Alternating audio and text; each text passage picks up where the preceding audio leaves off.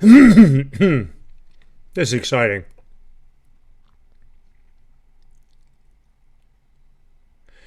Good evening, ladies and gentlemen. It is IDAGIO Live. It is Thursday, so it must be Chat with Thomas time on IDAGIO Live, where classical music happens. And we are having such a wonderful program tonight. I cannot tell you how excited I am for this. The subject matter, the singing. Of course, the bad news is you're going to have to go onto the IDAGIO website, which is a great experience, and listen to this concert.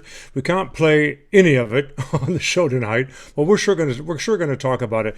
My guest this evening is the one and only Robert Sims, who has produced this absolutely wonderful show called Masters of the Spiritual, and we are just going to have a long conversation about music seen through the eyes, ears, and souls of the African Americans.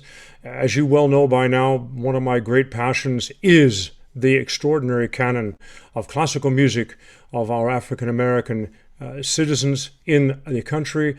My favorite motto of American cultural history is hearing it through the ears of our composers and the eyes of our poets. And tonight we go right along that line, right into the heart of American culture and one of the most glorious manifestations of our culture's history. The creativity of African Americans in period, which we are of course celebrating this month in February, but specifically the music of African American black composers, and at the heart of that is the spirituals. Is that a good lead in? Are we okay, Robert? Did I say anything wrong? That is a great lead-in. Well, you are obviously a master of this. You created a wonderful show, but before we get to that, I've gotta tell you, we need to do a little bit of catch up. I want people to know who you are, so you get to do a lot of like a 3 minute Wikipedia. Where'd you grow up? How, when did you start in music? What was your best baseball average in Little League? That kind of thing. Well, Little League didn't go so well for me, but I have the photos. And I was born in Chicago.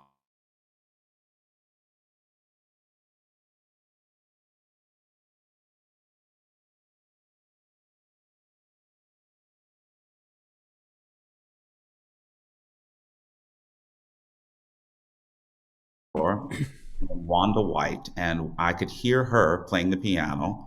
And I would go over and I'd play with Wanda and I'd learn her songs. And so I could pretty much play anything in the key of C and E flat. And That sounds like Irving Berlin. right, and I didn't do as well as Irving Berlin. What he Yeah, it created just was seriously, he could only play. extraordinary. Yes, yes. He could only So play on the white keys, so to on the say, white keys, and on the they'd white move it around from. No, I Yes, interrupted. Go ahead. yes, yes. But so my mom went and rented a piano. It was an old player piano that had been converted and it was covered with paneling. And I think it cost her something like $20 to $25 a month to rent this piano for me after she saw that I was serious about it. And so I continued to play by ear and then moved back to Chicago for junior high and high school, and met. I've had some wonderful, wonderful teachers, and I have to say this: a shout out to African American women because they really saved my life in music. There was a teacher in California named Ann Kerr who just saw that I needed something and that I was talented, and she put me in every play and every musical, and I was a kid. And then I went to Chicago and met a woman by the name of Mrs. Naomi Petty, a wonderful musician, who let me sing all the leads in choir and would work with me on her lunch period. And then I met the great composer Lena McLin, and Wow. Mrs. McLin was the niece of Thomas A. Dorsey, the father of gospel music, and she had written the curriculum for the music program for the Board of Education in Chicago. And she had so many wonderful singers have come from the pop genre, to people singers like Manny and Chaka Khan, Mark Rucker, all just opera singers, classical, whatever you wanted to do in music, she was there for you. And she taught me about the spiritual and Wow. has written several spiritual arrangements for me. But she grew up with her uncle, Thomas A. Dorsey, right there in Chicago. And although he was there playing for, Mahalia Jackson and all the great gospel greats, he had someone from American Conservatory come down and teach her classical piano. And but she was able to take all of that in and gave so much to so many students. And I was one of the ones to be fortunate enough to work with her. Apropos Chicago, is there any genealogical, as it were, or pedigree or pedagogical connections between Florence Price and Margaret Bonds in Chicago? Did they? Most Most definitely. And it's so wonderful that the world is being introduced to Florence Price. Yeah, truly. But my community, African American community, and the National Association of Negro Musicians, we've known of Florence Price and her works for years. And but I'm happy. Raylinda Brown did some wonderful research and work on Florence Price, and it's so funny that not funny, but maybe coincidental. When she made her transition, she, I think, went to heaven and made all of this thing happen for Florence Price. There was this couple that bought this house of hers outside of Chicago, and like a Bach Mendelssohn story, they found all of Yeah, I Florence mean, yeah. up in the attic. And so it makes a great story for the New York Times. And now all of the orchestras are recognizing Florence Price, which is really extraordinary. Well, she was extraordinary, and in the same similar story with Margaret Bonds, and of course, our wonderful colleague Louise Toppin is bringing out another big volume of Margaret Bond songs never heard before, seen before, and she said she's already getting the next raft of music sent to her. These manuscripts and these unprinted music is apparently all over the place, and all of these wonderful composers. Um, have Well, you I talked want to to me? applaud you. I want to applaud you for. I've heard your Minstrel Man by Margaret Bonds, What and a song! it's just wonderful that you are singing the music of African American composers and just your. Well, first of all, let me say this: to be here with you and to admire your artistry for so many years. And so, if you would just indulge me for a few moments, there are Make it three. short. I'll make it short, but there are three occasions that stick out in my mind.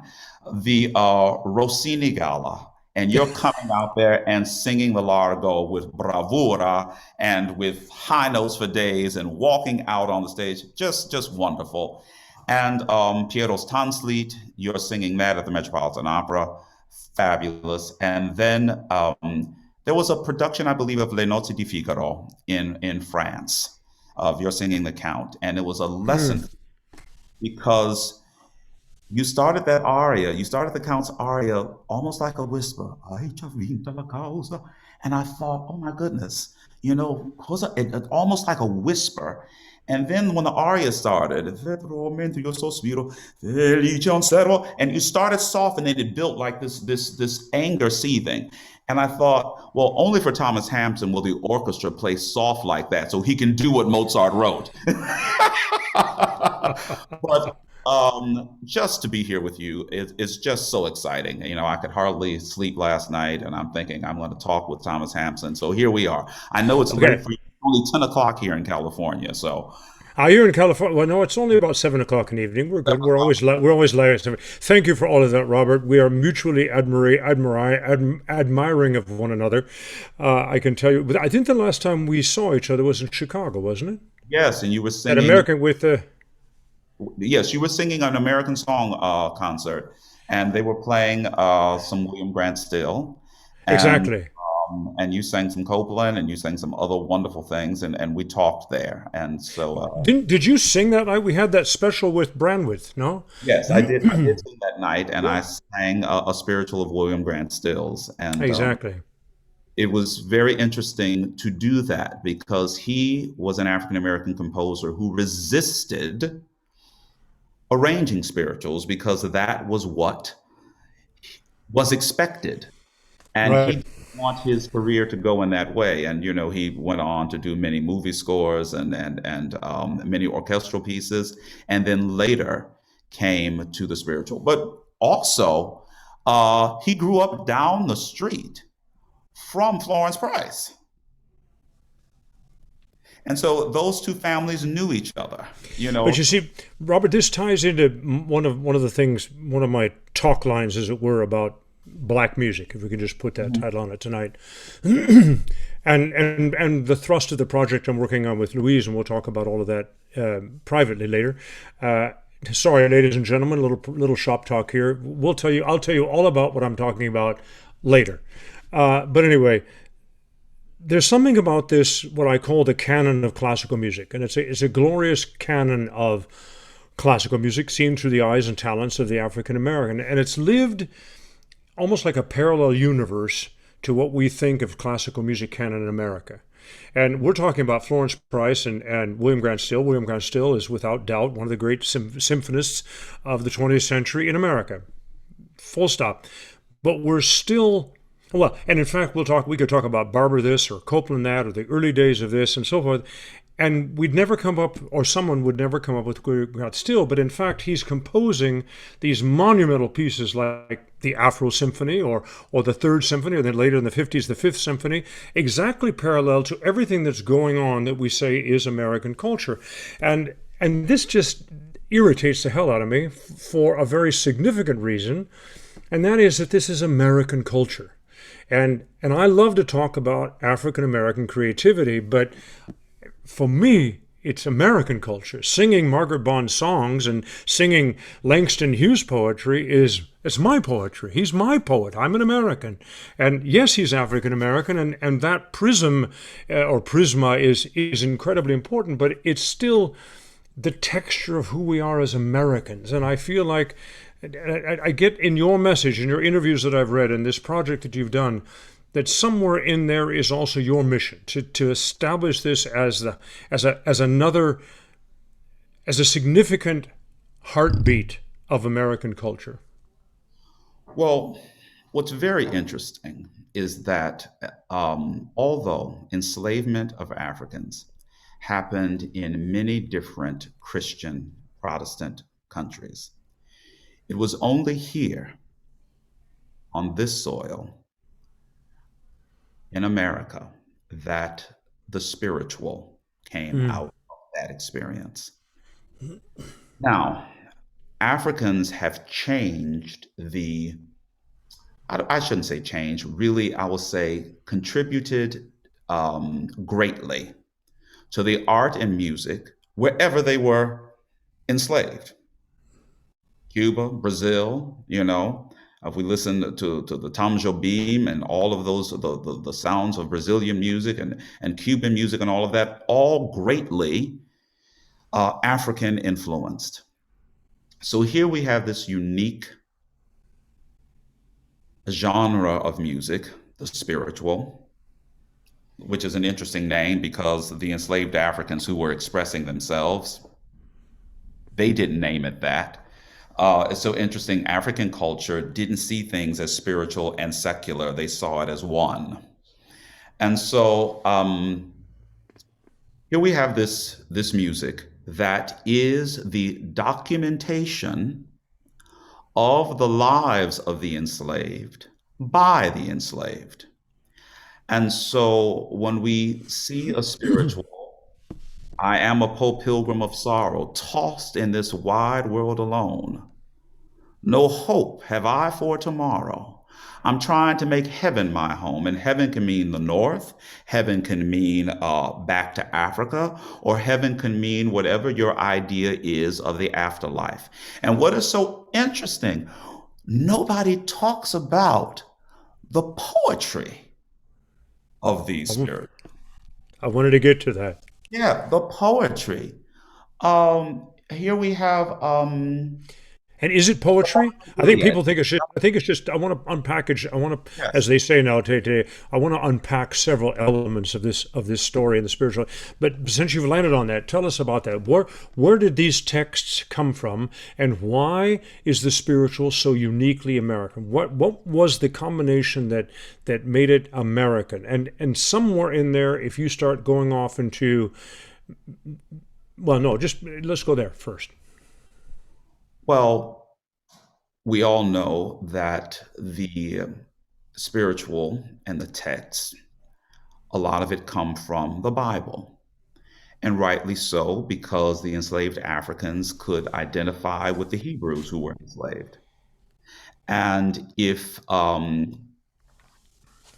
was a Moses who could liberate them, then anyone that was there to help enslaved Africans, Harriet Tubman, John Brown, they became the Moses for the enslaved Africans. So a lot of the text definitely is influenced by the Bible, and that's the Hebrew Scriptures and the New Testament. Um, Also hymns, Yeah.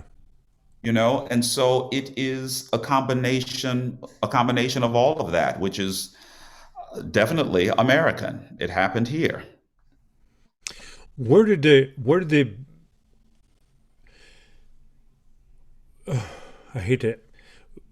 Were the slaves allowed to go to church? Where did they hear the hymns? Well, yes, in order to teach the slaves to be submissive to their masters and to be good slaves, of course, they were taught out of the Bible. Um, at times, the enslaved Africans were allowed to sit in the balcony, and in the back of the balcony, the back of the church that their masters were attending. But they moaned so much and expressed so much grief during these spiritual services, they decided that they would let them have their own places to worship. And so, yes, they were allowed to go to church. They were allowed to have some of their own church services. And so the answer is yes. And so they would hear hymns and that sort of thing. But there was also a language barrier, of course, which is why we have the dialect and different language colors and choices in the Hmm. spiritual. Hmm. So yes. Okay, and if I just to if I'm not either there's a big article or a new book out by Dr. Gates and Junior in Harvard. Essentially, the thesis: if you want to understand black music, you need to understand the black church. Mm, That sounds pretty interesting, doesn't it? definitely. Yes. There's also a series that's on now, The Black Church on PBS, which is quite Ah, extraordinary. Yes, quite extraordinary. And it was on last night, and it's really, really interesting. So much happened out of the church. And when you look at the civil rights movement, a lot of that came out of the church. But what's interesting about it now, and all of those movements had music. What's interesting about now is that the Black Lives Matters movement is not coming out of the church. right. And we're in a different time. We're in a time of rap and hip hop. So we don't hear any music going on with the Black Lives Matter because they're about something totally different. You've done this church thing. We're going to do this thing a different way. And then rap is, most of those folk songs that became freedom songs were pretty simple. Rap is not that. But so for group singing, I don't know, how that would work out. But still documenting the lives of African Americans, rap is doing that. And so we've done that with our music from the beginning of time in Africa and even here in this country. And so hip hop and rap is just a further documentation of what's happening in this country with African Americans and their struggle. I always feel the first time I ever heard rap, I just immediately started listening to the words, and white friends and colleagues say, "Oh, I can't stand that stuff." I said, "It doesn't matter where you can stand it. Read it. Read it. You want to know something about our country? You want to know why they're reading it? You want where this is coming from? Read the text. not paying attention to rap is one of the dumbest things that white people can do. But never mind, let's move on. For me, let's go back and pick up a couple of points here. And since we're very international in this program, and IDAGIO is a European company, a German company. We have a wide-ranging audience, which is very exciting, especially since we now port all of these shows to various Facebook sites, and Hampson Foundation is, of course, one of them, and it's all very exciting to share in that.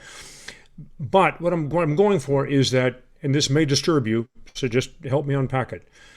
I'm serious, because it is not uncommon for people who don't know our culture, when we speak, they don't know where the line of demarcation is between gospel, spiritual, and minstrel. Forget about jazz on down the road. Forget about all the other stuff. But can you show us? Can you tell us how these folks? If you were talking to somebody who didn't know a thing about it and said, "Oh yeah, that minstrel stuff," I mean, you know. Well, spirituals, we don't actually know who the composers are. It's a folk music, the spiritual, and not really sung as a community. And choral singing, not as we know it now, but group singing. Hmm. And gospel music is composed. So we know the composers. And gospel music happened when um, African Americans came to the North. And Okay. so let's talk about the father of gospel music, Thomas A. Dorsey, who's a teacher of my mentor and teacher, Dr. Lena McGlynn. He was the pianist for Ma Rainey. And his entire family, they were ministers and ministers of music. And he was supposed to follow in that tradition. But as Georgia Tom, he started playing other music and became the pianist for Ma Rainey. And later, really felt guilty about that, and that he was not on his divine path. And he had a wife, a young wife, and she was with child. And he was going off to a convention, and he left her there. Well, he found out that after he had traveled by car for some time, that he received a notice that she went into labor and she died, and his child died. And out of that came, "Precious Lord, take my hand, lead me on, let me stand. I'm tired, I'm weak, I'm worn. Through the storm, through the night, lead me on to the light. Take my hand, precious Lord, lead me on." And so the birth of gospel music. Now, he has written many songs and started his own publishing press right there in Chicago, right there in his home, and had great singers there. But it was considered the devil's music because he's bringing all of these blues elements from when he played with Ma Rainey. But so that's gospel music, and gospel music has had they would consider that old traditional gospel music. I mean, what Kurt Franklin and some of the other guys out there are doing now, you really sometimes can't tell the difference between gospel music outside of the message than you Hmm. can R&B, soul, that sort of thing. Um, we have to be very careful with the concert spiritual, which is what I have spent a lot of my time doing and promoting. We have this language, and we have this dialect, and why do we have this dialect? Well, there's some in African cultures and African languages there was no th. Quite often there was no consonant at the end of the words, like Italian words. And so here we have this English language. Also, when we heard the language from the overseers, not the masters, not those who spoke the best English. Right. And Right. so, and there are all kinds of uh, uh, different language things in there. I think about my grandmother, who would say, past tense. Instead of he helped me, he hoped me. Hmm. And I thought, that is very, very close to German. Helfen, geholfen, past tense of helped. And Hmm. so another thing, he helped me, but past tense was he hoped me. I just thought, does this have any kind of thing with German? I don't know. So, but there are all of these things, and that's what's so fascinating about language. Um, Can I just jump in here? And actually, yeah. you're on the right track. It'd be very. You just really triggered me. You know, in the middle of the 19th century, there were actually more German newspapers than English newspapers. Mm, Believe it or not. I mean, literally before the Civil War, and shortly after the Civil War, or it was right around that time. I have to get it. I remember James Billington, the librarian, telling me about this. There was a vote in Congress that failed by one or two votes that German would become the intellectual academic language.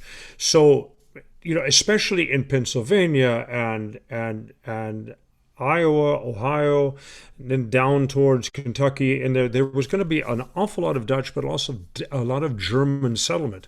So, in the same way that the Bayou is Creole is terribly influenced by French, there is no question that our folk idiom is very influenced by Czech, German, and Dutch in the middle of the country. No question about that. And this makes perfect sense. I hadn't when I grew up, my folks came from Missouri, from the Ozarks Mountains. So my grandmother would say, "Help me," you know.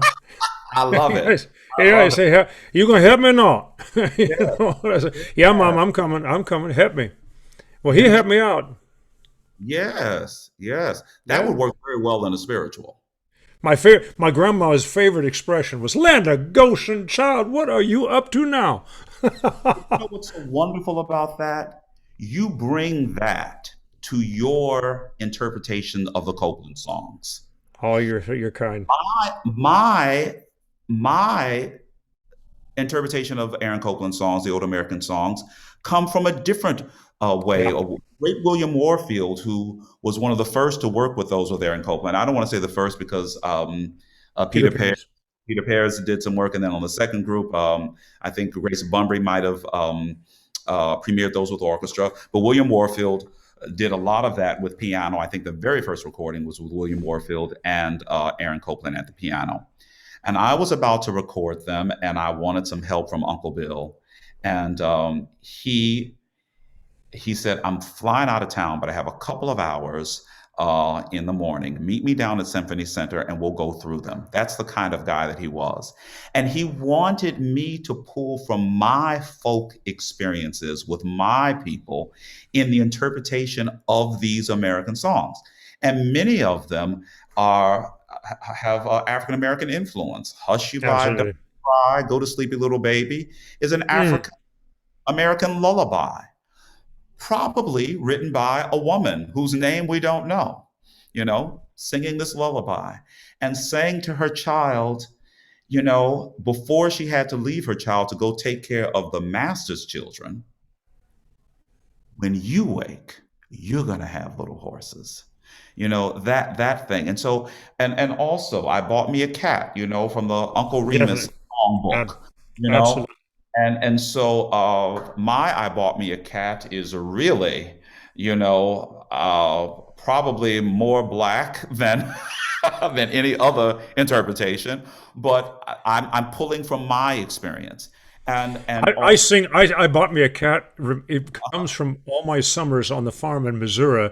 Bored yeah, stupid out of my mind talking to farm animals. and mine has a little bit of a dialect, There you you know. go. So that's what makes art so wonderful. But we're getting on. We're talking about the spiritual, but we're talking about all of these, just really American music.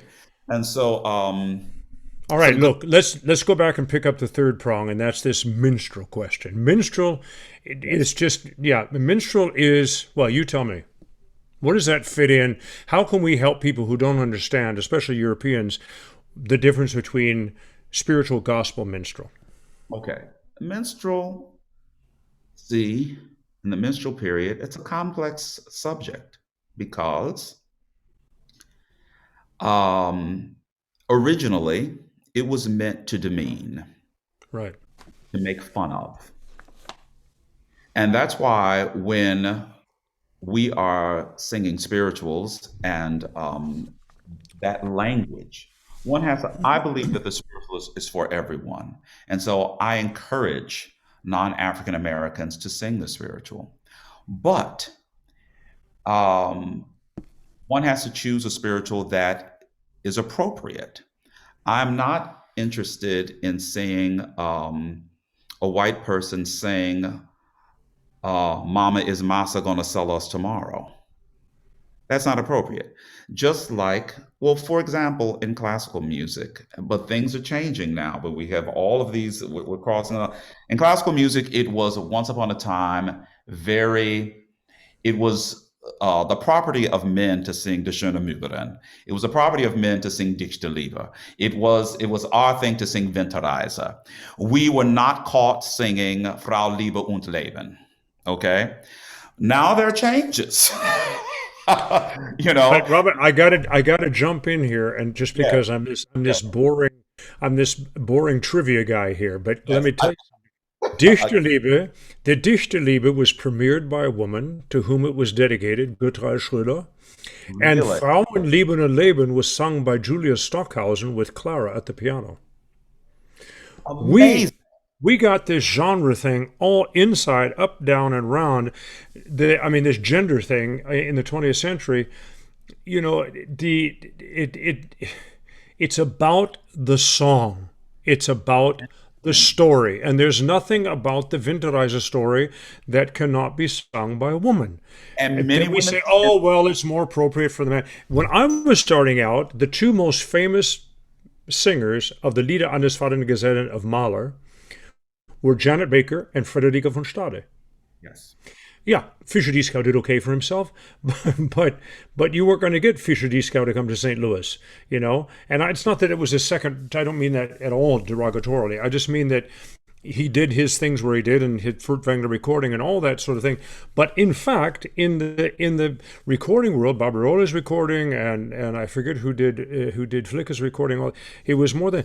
But we've become terribly preoccupied with gender. It's very interesting you say that. And back to to me singing it. And I've always, when I thought appropriate, tried to sing songs from a woman or a girl's standpoint, because I thought there are especially songs that are about the paradoxical relationship between the boy and the girl, and the loss and the love. And singing it from the girl's standpoint should awaken a particular sympathy in the guy. It's like, don't do this to her kind of thing. But by the way, in my Chicago album, apropos, and I talked to Daryl Taylor a great deal about that, your wonderful colleague and the head of the African American Song Alliance, because I was deeply nervous in singing Margaret Bonds and Florence Price on the recording, and I loved the song of the Dark Virgin, and I said, I just want to sing this song, and he said, then sing it, and I said, okay, I will. Let me ask you. But singing the other song of Florence, no, in there was another group of songs. Oh no, I think it was actually a white composer. It was John Alden Carpenter on Langston Hughes text, and it was from a drugged out jazz woman singer. And I said, that's just a bridge too far. That doesn't make any sense for me to sing. So I didn't sing that. Getting back, this is very important, and it's and thank you for telling me about Dix de Liebe. I've heard Grace Bumbry sing it, and I know many women who have done these cycles that we think of are cycles for men. The challenge comes with the challenge with the spiritual comes with this whole minstrel movement Yeah. that was meant to make fun of. And that's what we have to be careful about, that history. And so we have to be sure that you're coming from an authentic place, not to demean, and coming from a place of respect of the music and love. Here, there were also African Americans who put on blackface to make money in the minstrel period as well. And Bert Williams, in order to make money, here, a great songwriter. that I realized recently the Metropolitan Opera had this wonderful display of African Americans. And I thought that it was so extraordinary to see that Marian Anderson had given a recital at the Metropolitan Opera before making her debut in 1955, and that Bert Williams had performed on the stage of the Metropolitan Opera for a benefit or something like that. And now I don't know if Bert Williams performed there in blackface or not. Uh, there was a thing, well, the black people saying, well, hey, if you're going to make fun of us, we can do a better job of of we can do a better job. It's kind of a thing like, I can talk about my mama, but you can't. you know, you know, It's exactly right. that, Exactly, exactly. kind of thing. So here we have some of these songs, "Ching a ring a ring ching ching," which is a minstrel song, and we don't know if it was by a black minstrel, or if it was meant to make fun. I don't think so because it's talking about the promised land and it flowing with milk and honey and that sort of thing. So it wasn't this biting kind of No. humor that was meant to poke fun at African Americans. But yes, Yeah. that one has to be very careful. One has to be very careful with the language, and because of this whole history of the minstrel period. Well, by the way, ladies and gentlemen, I forgot at the top of the show, we're having this conversation, one, because I love this guy, and we're having a wonderful conversation. But in fact, on the Global Concert Hall, and we've got idagio.com, which is the great extensive first and biggest, deepest database of classical music on a streaming platform. It's a wonderful place to go. Idagio.com, you want to go. Literally a year ago, when all of this, a little bit later, about another month in March, when this whole crisis hit us, and everybody was trying to figure out ways to have people stay alive and bond with one another, we bore born we created Idagio Live, which is what this series has remained. And I took on two shows. On Tuesday we talk about song, and on Thursday I talk to everybody, which I love.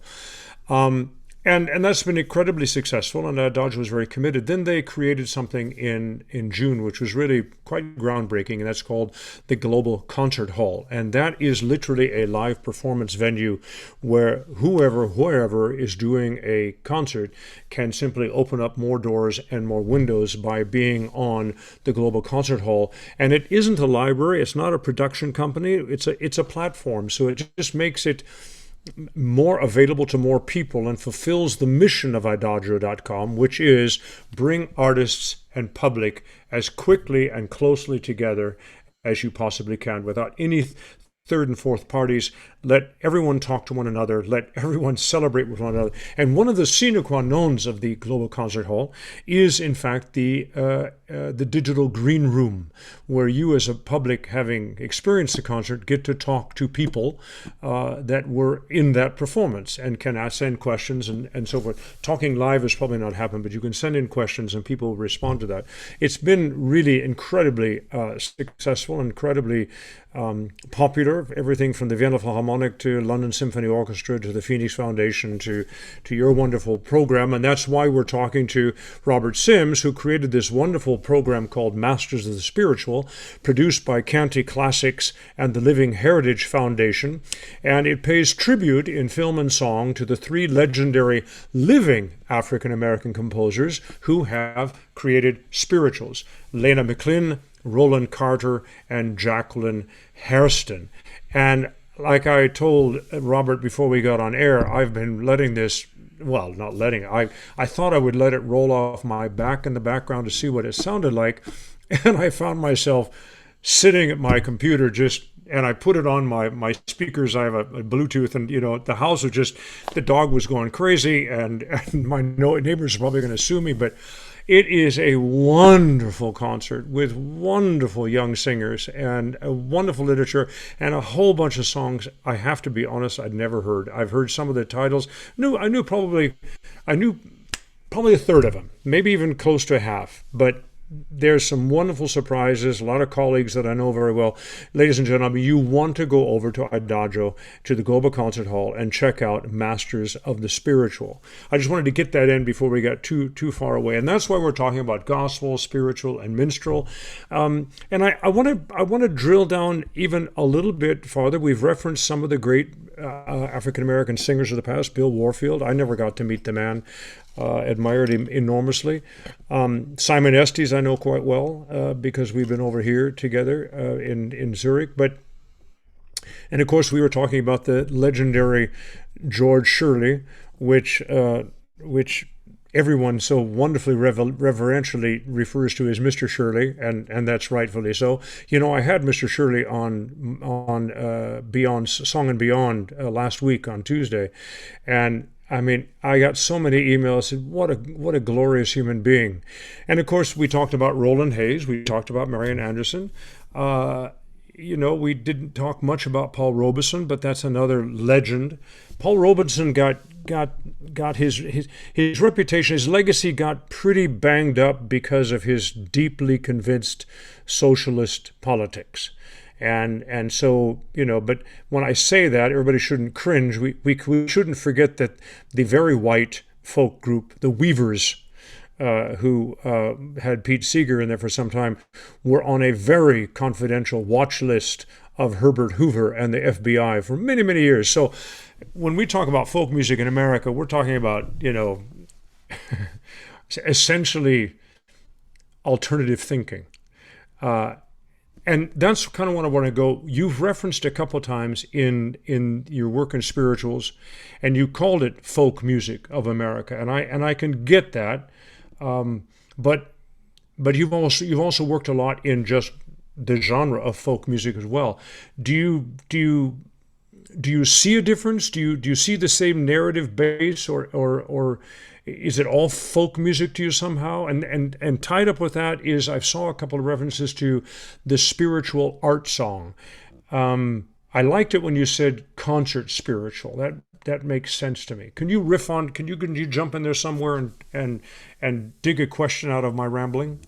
Well, first of all, the thank you, and it's so wonderful to have Masters of the Spiritual on Idagio and this global concert stage. I'm just thrilled about it to share it with the world. We would have gone back to New York this year with another concert, but that wasn't possible because of the pandemic. All of these great names that you've mentioned, Simon Estes, I've worked with him and in a spiritual concert that I produced with Julian Sykes. William Warfield, and the great Benjamin Matthews, the All founder right. of Ebony. We had this concert that I put together called Three Generations. We were three generations of African American men singing full concerts of spirituals. Going back to Paul Robeson gave the first all concert, full concert of spirituals, a full spiritual recital in 1925 at Symphony Center in Chicago. And he went around doing full recitals of unapologetically, full recitals of spirituals, of concert spirituals. And that's kind of been what I've been doing lately. I haven't seen it done much. I saw William Warfield do a full spiritual recital and Benjamin Matthews, and this really, really inspired me.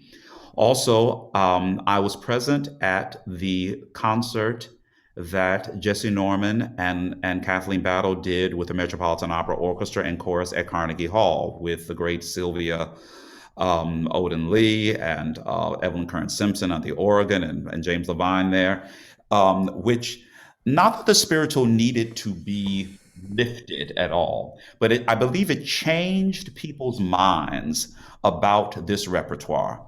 And they could really see it as concert repertoire. This is something that Roland Hayes started. He was one of the first to sing a full group of spirituals at the end of his recital. And then this is something that has been taken on by generations of African American singers after Roland Hayes, who I consider the father of African American concert singers. So he never referred to the spiritual as a spiritual. He called it um, Afro-American folk music. Ah. Call it Afro-American folk music. And that's the challenge that we get when we try to categorize in a European fashion what was an African tradition. So, and as I said, Africans were creating, they weren't saying this was spiritual and this was secular. If you look at what we call a spiritual, sometimes I feel like a motherless child.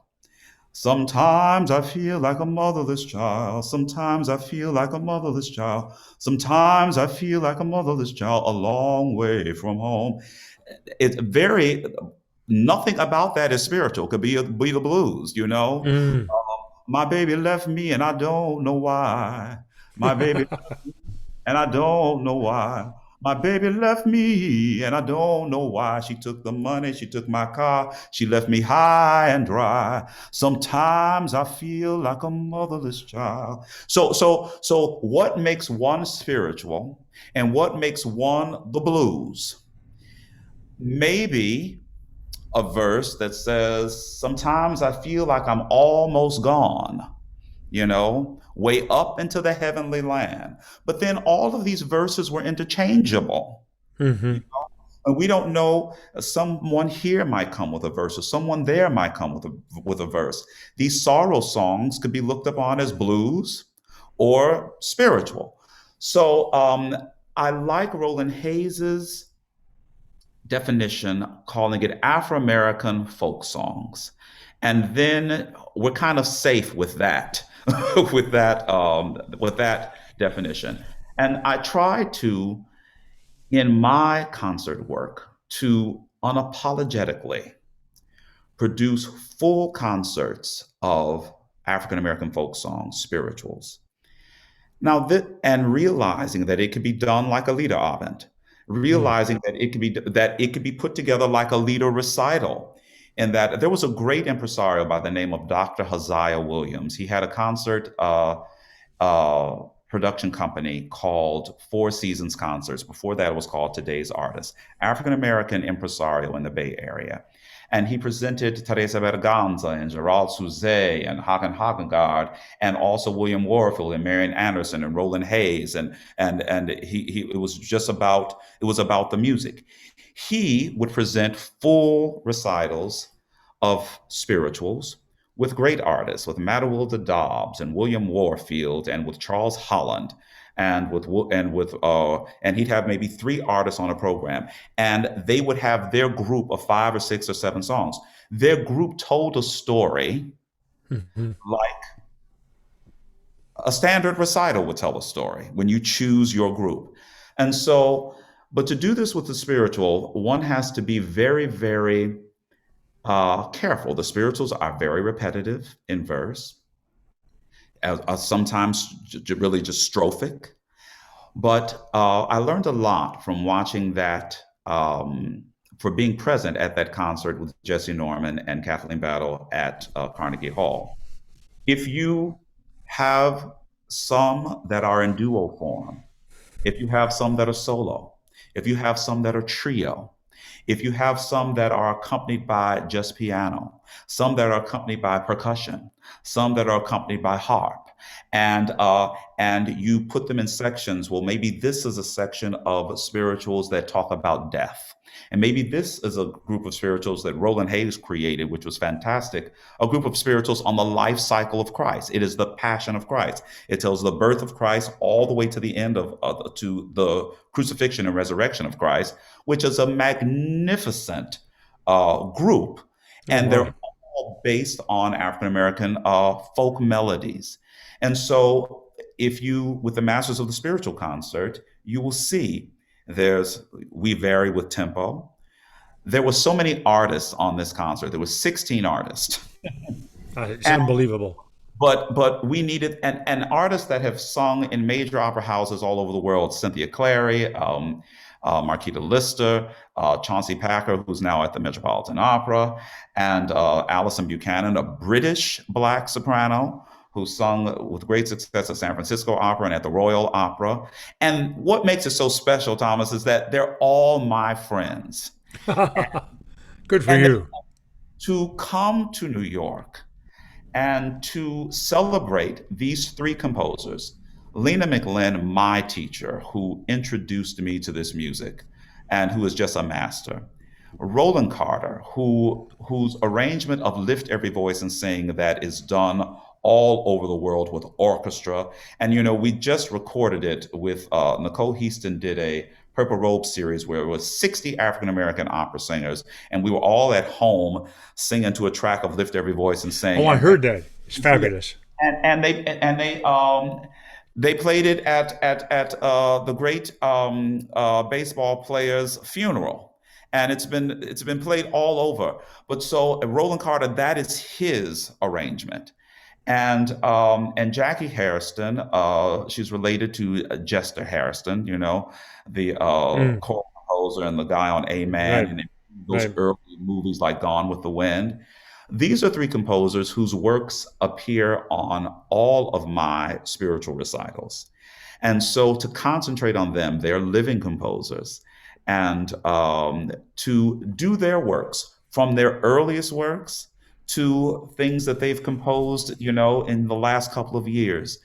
It was really extraordinary. And to be there with my buddies in trio and duo form making music takes me back to when I was singing with Bill Warfield and Benjamin Matthews, and when I was singing with Simon Estes and Jubilant Sykes in trio form and in solo form, and also duets with Odetta. I just tried to Oh, learn. I can't imagine. I just can't imagine what that was like.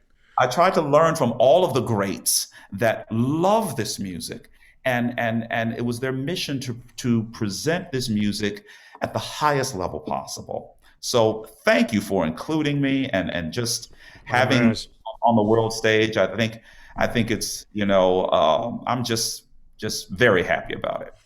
well, it's just wonderful to hear it, and for people to just embrace this music, um, for exactly what you're describing, from where it comes from.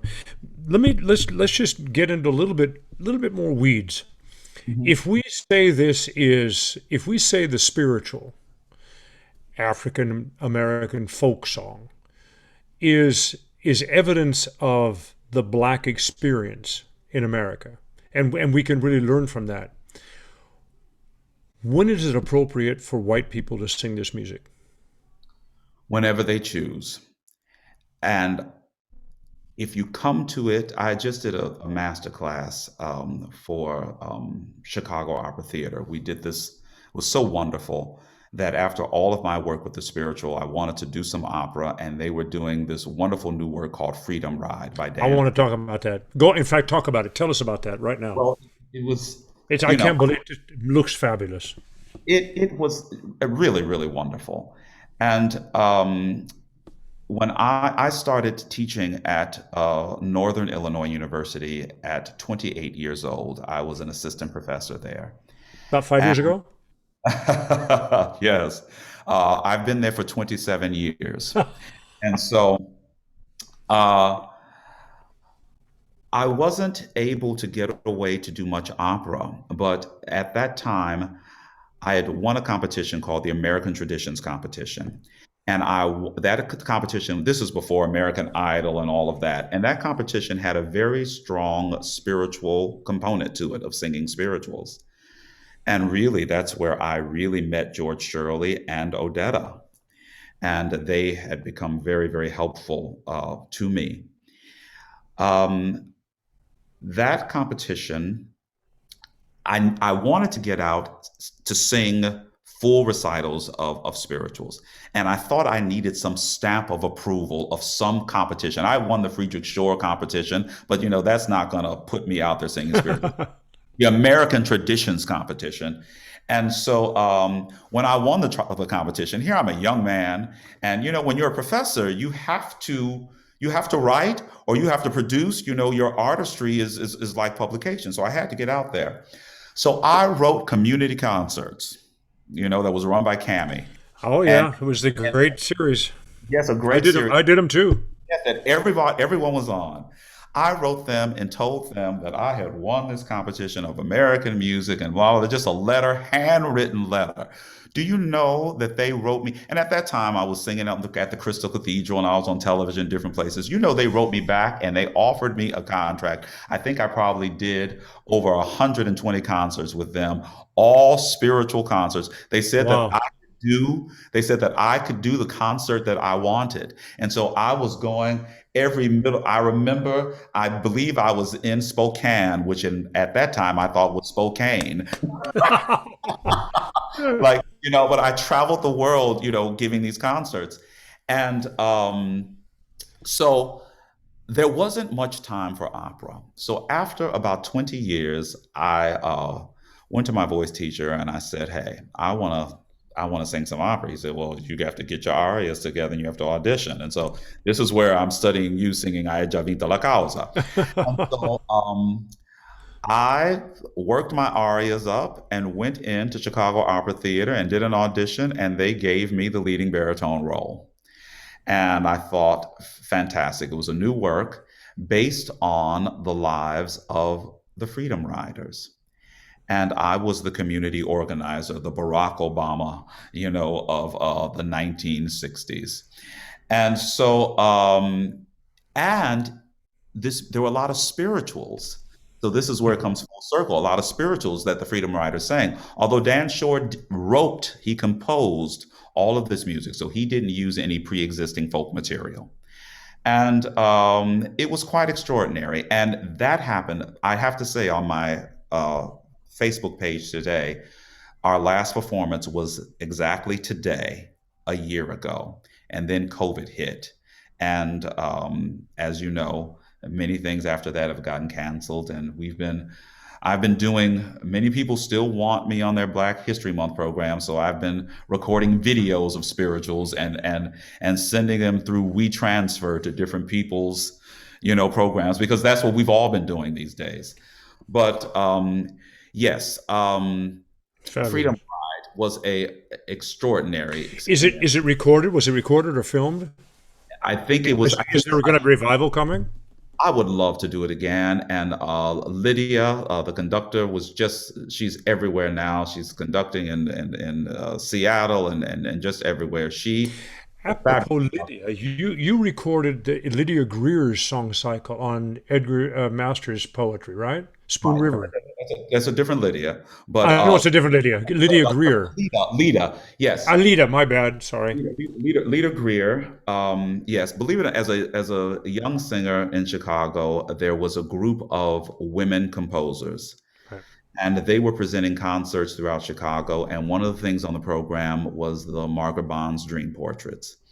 And I sang the Margaret Bonds Dream Portraits in kind of a outreach tour that they had. And Lita was on that board, and she had written these songs while she was working with Bernstein, and she was a student at Juilliard.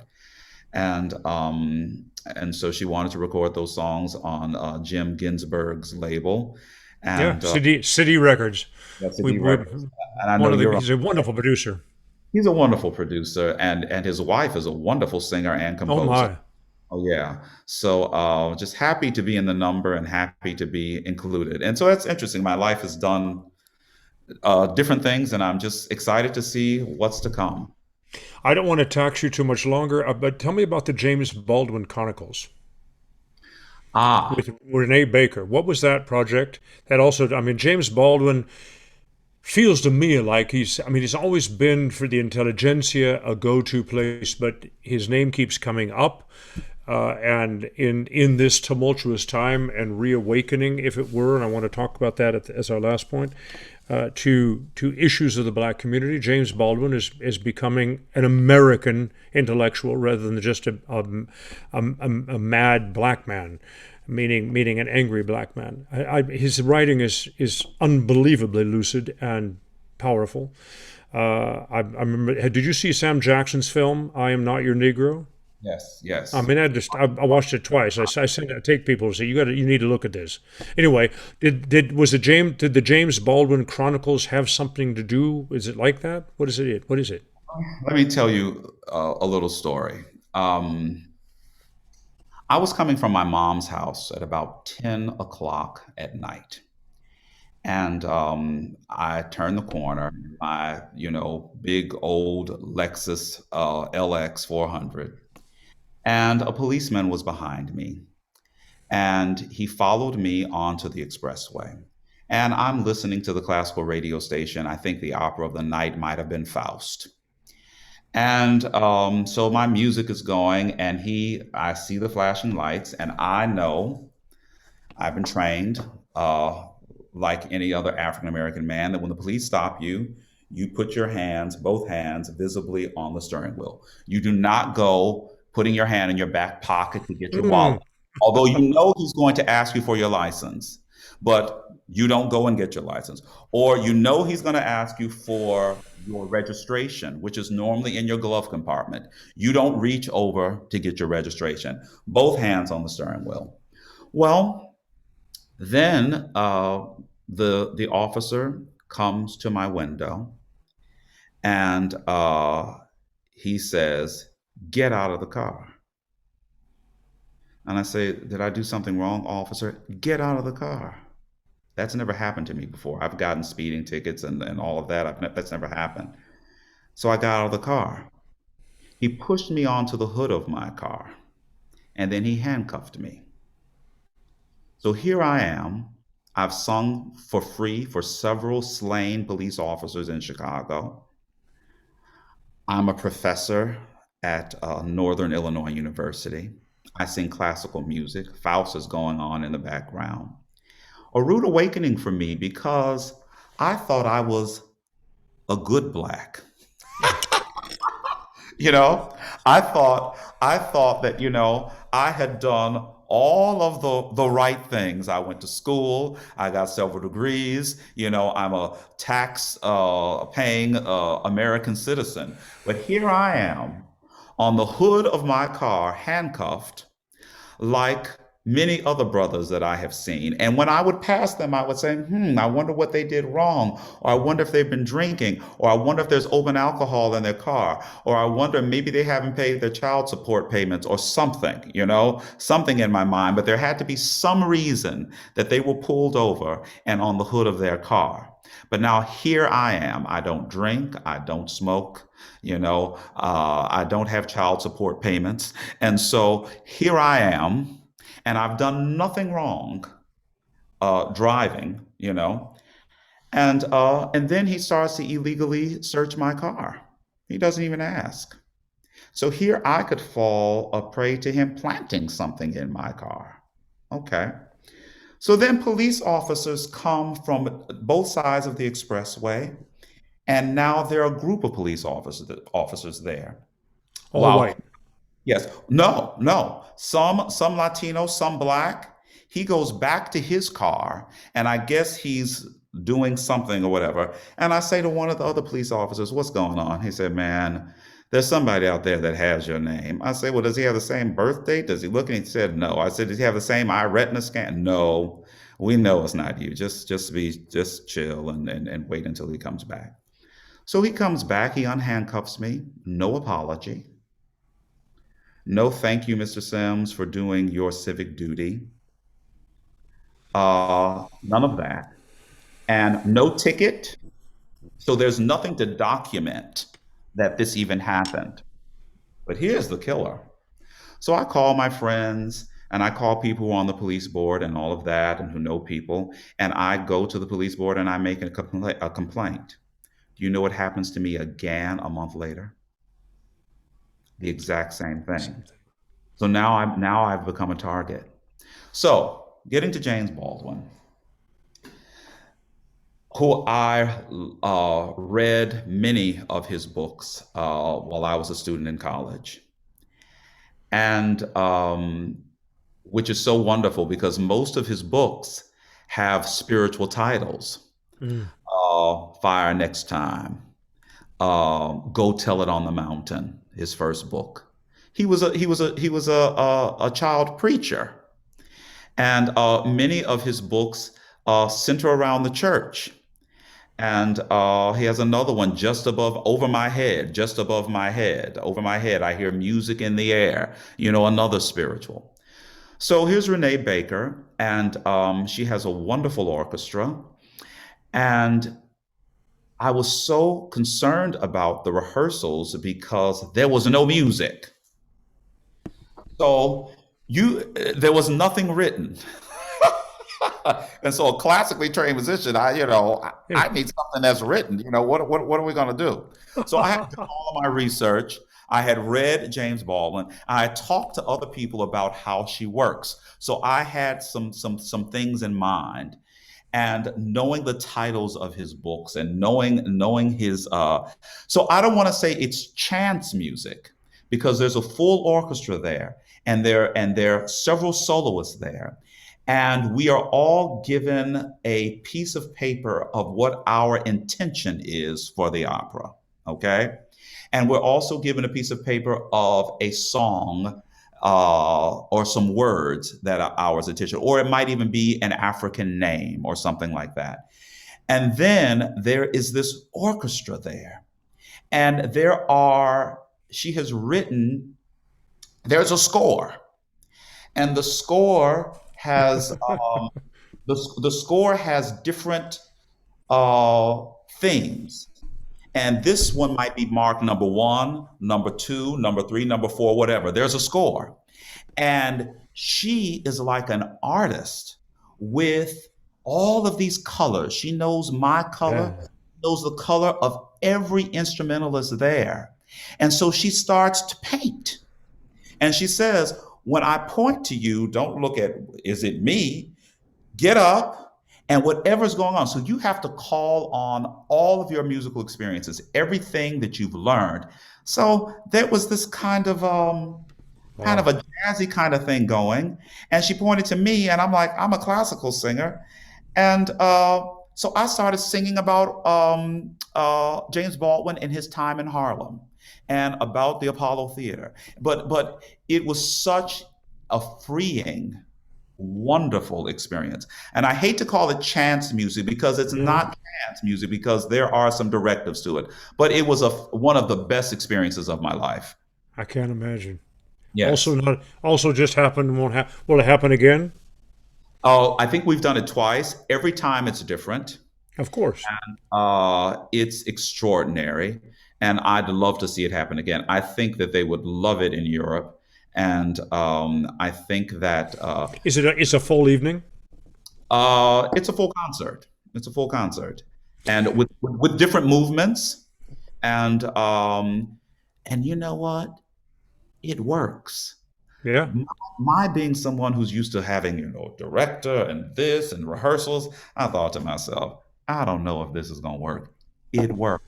It's fantastic. It, I it can't was, imagine.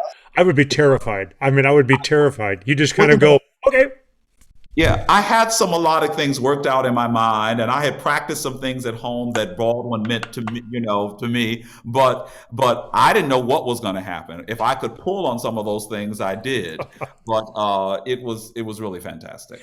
Now, going back to the spiritual and all these programs of distancing with spirituals, where does that leave the actual classic song, which is very extensive in the African American canon, i.e., the African American Art Song Alliance? What about the classical composers set to music by the H. Leslie Adams and Hale Storks of the world, sort of thing? Do you do much of that repertoire?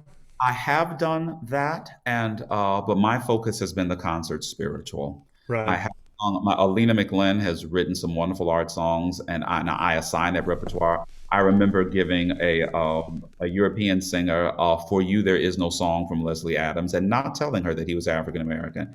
She sang it forever, and then I let her know this is an African American composer. It's just the same bias. I didn't tell her, just like a piece by Amy Beach, and Amy Beach Exactly. had, Exactly. had to use her Yeah. initials so that people would Yeah. not know that she was a woman. Could a woman write this way? You I know? remember, And I remember having so, the same conversation when I recorded Billy Budd, and I was on an interview in England, and they went on and on about Forster and Britain and all the gay thing and everything. And it's wonderful. I'm completely great. It's wonderful. And I said, well, can we talk about Melville for a minute? And the issues of my biggest concern about all of that conversation of Billy Budd is that Melville was all about the exploring the absolute evil against absolute good in human nature. And I refuse to equate that with sexual preferences or sexual tendencies or sexual anything, But again, people like to wander off that path. I just went a completely different area I wanted to go to. I want to read something you said. Oh, say, go ahead. But to talk about the African American art song, it's hard to classify, and we get into trouble when we look at a spiritual. So if we take, for example, Margaret Bonds, he's got the whole world in his hands, which is very, very popular.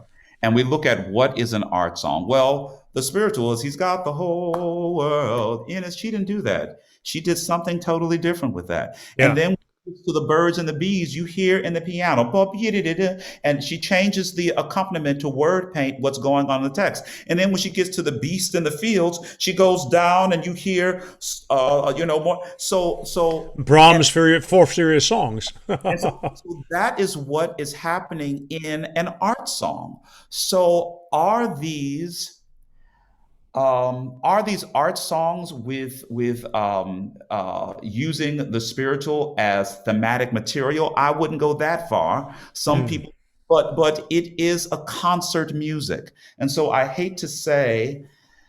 Now, some people have taken the spiritual and create and use it as thematic material and have created something totally different, with it. And it resembles the spiritual slightly, but it's not the original folk melody. So it's this line between spiritual and art song when you're talking about the spiritual as concert music. And as you know, you can look at the spirituals of Burley, which are very, very simple and simplistic, but then also listen to Burley's art songs, which are extraordinary, and the piano and the text and all of that. So there's definitely a difference, but there's a fine line.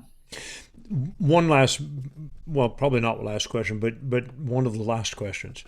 Apropos Burley, I was going to ask you that.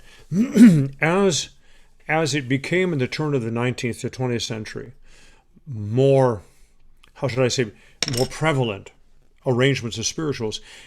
If I remember correctly, W.E.B. Du Bois, you say Du Bois, I say Du Bois actually pushed back on the arrangements of spirituals. He felt that it was a dilution of the actual black experience. Was that a phase? I think he was in serious clinch with Grover Washington. But when I read that, it gave me pause. And my whole ambition in all of this, and our conversation and my projects and all of this, is, again, like I said at the beginning of the program, this is American culture. It is for all of Americans. If we honestly believe, and I have a couple of quotes from Wynton Marsalis and one from yourself, if we're actually going to, if we are at a tipping point and we are actually going to start truly believing our great national motto, E pluribus unum, then we're going to have to cut ourselves a different awareness and permission to cultures to explore, celebrate other cultures as a, if you will, a root of what has become an American idiom, if you will. I want to read what you said about Freedom Ride. What I want people to realize when they look at Freedom Ride is that although it was only 50 plus years ago, on some level in our political climate now, things haven't really changed. Some of those people that beat and killed those youths are still alive today. And have their hearts and minds changed? Question mark. And if I can just go right to Wynton Marsalis, when George Floyd was killed, wrote a huge, long essay on his Facebook. And in there he said, the late Albert Murray, my mentor and intellectual grandfather in Harlem, New York, dissuaded me from the segregated mindset with a penetrating question. How are you going to accept being a minority in your own country? Is an Italian a minority in Italy? Well, let's see, says Wynton. That's a question our country has to ask itself. If we are plural, so be it, but we aren't. We are segregated in so many more ways than race, and if we are to be integrated, a nasty question remains, whose genes will recede and those will be dominant?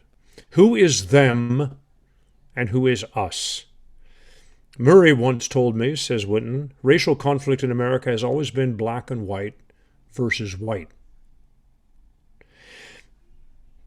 There's so much wisdom in both you guys' quotes. There's so much to the essential message that I believe is going to come mostly from the liberal arts education and certainly from the performing arts and the arts in general, that the stuff between the souls of human beings, regardless of their color, is the stuff we sing about and narrate and explore and celebrate. But are we moving the dial? You know, you talked about that great movie, I Am Not Your Negro. And I've watched it several times.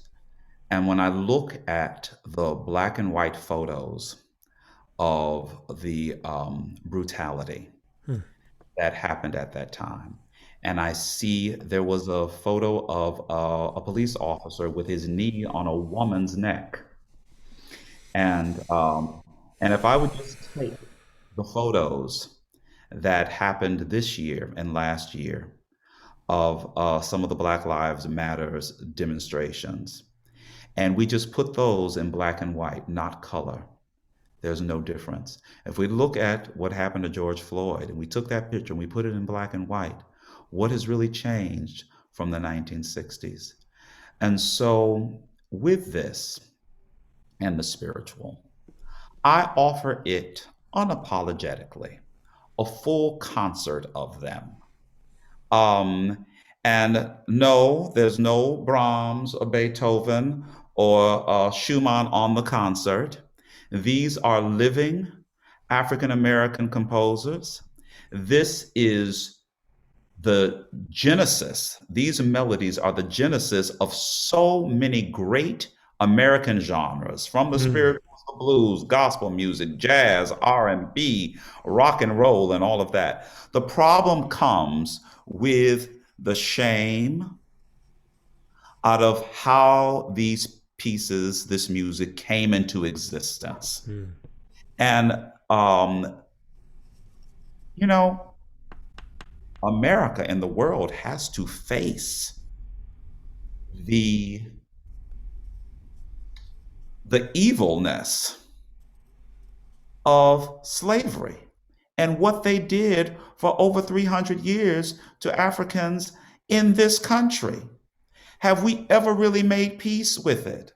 Mitch McConnell said, "Oh yeah, we gave you Barack Obama, so that's all the that's all the reparations we need to give you." He actually said that, but we're getting into things that I should not talk about on this program. No, This has been a pleasure. Robert, I tell you, and ladies and gentlemen, you're seeing a couple of colleagues sharing the layers underneath what you see when we walk out on stage together.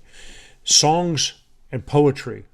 Song is such an amazing art form. Poetry doesn't need music, and music doesn't need poetry, and they unite in a conversation essentially in metaphor. They represent an emotional, and an intellectual experience of any human being. And this dialogue is what is so powerful in song. And of course, I could have said it much simply and say it's always around story, the story of us. That, I love the metaphor of one river and many wells. And I think that's so beautiful in the arts in general. But Robert, it's impossible for us as colleagues, as artists, as singers, and yes, from two different races, if you will. I don't know what that word really means anymore, but you're a black man, I'm a white man, but we're American, and we're devoted to the story of human beings. But there's no way around exploring all of the repertoire we want to sing without talking about these very, very real political and social connotations in which we work, in which we make audible the stuff to allow other people to find their path. It's not about you and it's not about me. It's about what we're singing, and that's what I love about how you describe in the spiritual. I love the word unapologetic. I think every singer's. In fact, I love to teach my young colleagues. If you go out on stage like a beautiful golden retriever looking for someone to pet you, you're going to be nervous and really frustrated. You've got to go out there and invite people into your world. And you Well, believe in that world and you sing that world. And what we're talking about is not politics. It's the stuff from which all the arts come. what I love about being an artist and speaking here with you today, and this kinship that artists have of making music, of this universal language of music that we have, and the experiences of traveling the world and seeing different cultures, the experience of traveling and going to state singing concerts that are sponsored by the state and that even the poor can come to those concerts. And when we're in these cities, if we walk around or if we do any outreach or we go into some of the grocery stores there and see the people there, as artists, we see the world differently. And as artists, we see each other as one, and that is a wonderful thing. If we could share our experiences with the world, and as we do, maybe we will see some more changes. Wonderful closing statement. Robert, it's been a pleasure. Ladies and gentlemen, I cannot encourage you enough to go to idagio.com. The program is going to be on the Adagio Global Concert Hall platform until December, I think January 1, 2022. We are not going to take it down. You have given it permission. Masters of the Spiritual. And I tell you what, when Robert Sims comes out and sings that first number, opens his mouth and his heart, if you're not smiling and humming, you're made out of stone. But I know you aren't, otherwise you wouldn't be watching this program. Thank you for being with us tonight. Thank you for this wonderful conversation, Robert. I wish you Godspeed, health, and safeness. And maybe if you were driving a beat-up car, they wouldn't have pulled you over. You drive a Lexus? I, I'm kind of jealous. I think it was the Lexus. They probably thought. I think it was the Lexus. So, hey. And by the way, we're laughing because we know how absurd it is. I deeply appreciate you so candidly telling that story. I remember having my breath taken away from me when Anthony McGill told me that with his white wife, when they're on tour with the New York Phil, he goes on to Google to make sure the cities he's in and the hotel where he's living in the area, because he can't just go out and jog like his wife. His wife gets up, puts on her stuff, and goes. He goes on to Google and figure out, so, well, I guess if I go left outside of the front and I stay in that area of the park, but I better not jog down that direction. I mean, for God's sake. I mean, this is...